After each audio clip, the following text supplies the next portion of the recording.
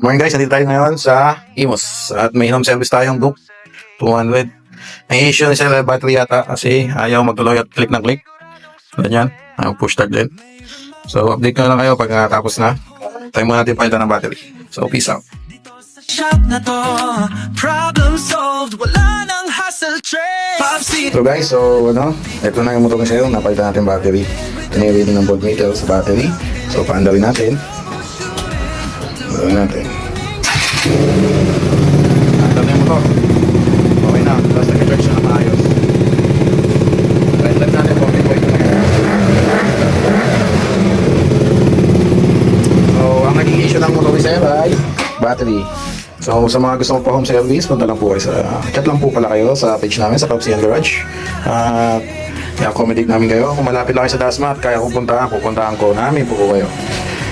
So, yun lang po. At yung mga ang ginagamit po lang namin battery ay Cage Power Sports. Ayan po ang tested namin. Tsaka Adno na Sport Oil. Tsaka Babylon for Coolant. Ayan ang mga tested na. So, thank you po ulit sa aming supporters. Maraming salamat. At see you next time. Peace out.